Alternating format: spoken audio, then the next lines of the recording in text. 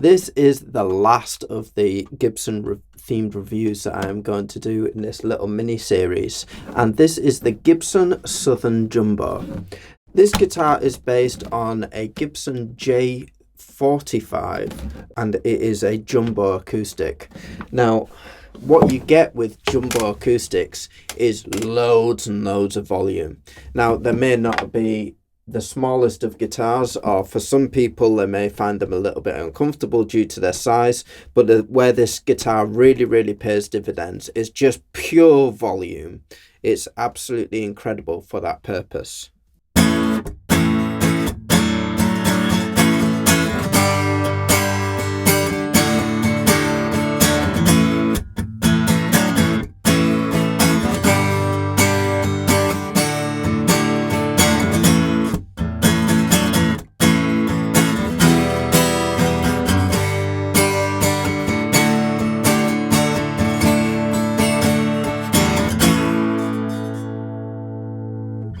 Personal experience that I've had with this guitar, I have had to change a few things about it. For a start, in the preamp, when I first got it, there was a tiny loose screw, and the adhesive tape that they'd used to connect the preamp, which is in here, to the body wasn't quite strong enough, and it rattled a hell of a lot when I first got it. I sent it back and they fixed it immediately and sent it back in absolutely perfect condition again. One of the other things that I found that with this guitar is over time the shape of the neck overall has changed a lot, especially around this kind of area where the heel meets the body. And I've found that I have actually had to do some fret work on this guitar to get it to a point where it plays really well consistently over the neck. However, as time has gone along and that fret work that I've done has settled in, then it's been a really great guitar from then onwards. The tuning heads are absolutely amazing, and the tuning stability generally is really amazing. However, the only thing that I feel is negative about this guitar is that it's a bit of a balancing act between playability and volume, and it can give you so much volume that the temptation is just to use that and have the action quite high. And sometimes when I feel that is just what I want from the instrument, then I just have the action really high, and then I can really just blast it, and it's just incredible volume that you can get from this instrument. But because of that volume, the action needs to be high in order to give the strings space to resonate as much as they need to at that volume.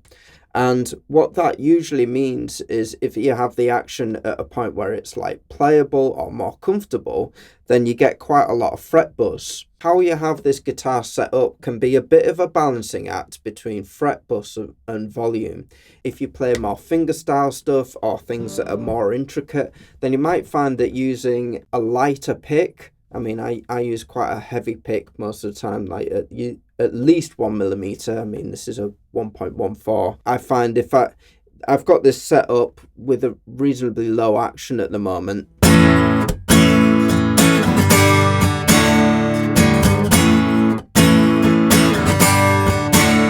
and I find that it does buzz a little bit when I dig in.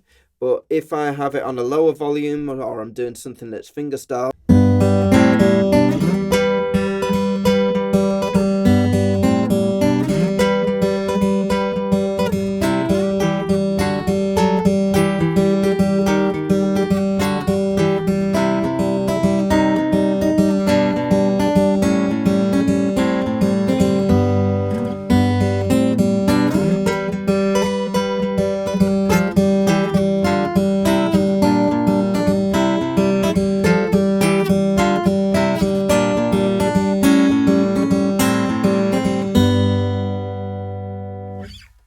so if you play something that's fingerstyle or a little bit more delicate, then you can find that you can have the action a bit lower and you will not get any fret buzz at that volume. One of the other things that I've found with this guitar is that the output of the preamp is actually quite quiet compared to other competing brands, so to speak. I've found that with my Taylor has a much higher output. I did have a Taylor Builder's Edition 614, and I ended up selling it because I preferred this and I enjoyed playing this more, and mainly because of the volume. It's just a really, really satisfying instrument to play, and compared to the 614 Builders Edition, just didn't have that oomph. Even though when it came to some fingerstyle stuff, and I could get the action lower and I could get it slicker on the Taylor, but I just didn't get as much enjoyment as I did out of a full big body guitar like this. And you might find that your experience is similar, where you feel, you know what, I want a really, really big bodied acoustic guitar, and that's just like a really satisfying kind of instrument to play. And if that is a kind of instrument you're going for, I would say that this is the one for you. And it is for me personally. I really, really love this guitar purely because it's so satisfying to play. And when I've compared it to newer models such as Taylor models, I've found that the amount of volume that you get out of the instrument just purely as an acoustic instrument really just surpasses anything that brands like Taylor can throw out there. Even if there is more tonal balance across a Taylor model, this one, just the bassiness of it, the sheer volume is just, again, incredibly satisfying and enjoyable to play. I think this is a bit of a mixed bag long-term review, because there are some things that I'm really, really happy with this instrument on. The volume and the general overall tone of the instrument is beautiful. However, I feel that it is compromised a little bit by its playability when you compare it to other models like Taylor's.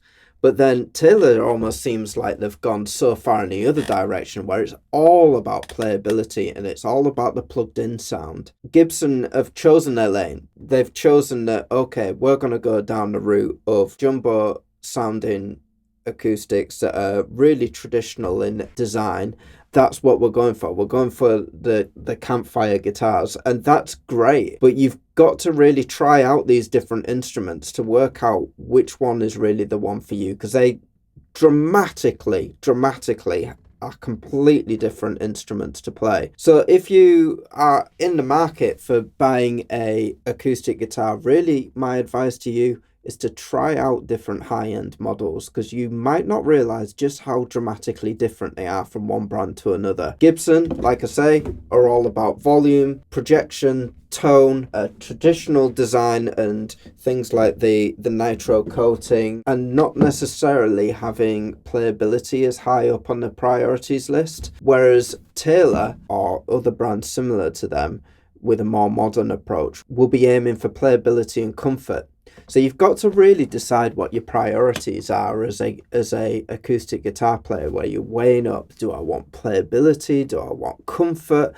Because if you want playability and comfort, chances are you're going to sacrifice volume and tone. So you've got to weigh up, what are my priorities? What do I want from the instrument? And then go to a store, any of the big guitar stores that there are in the UK, and try out a few different models from a few different brands and think to yourself which one really kind of resonates with me. I hope that you've really enjoyed this series that I've done on Gibson guitars and the long-term reviews that I've done in the instruments that I own.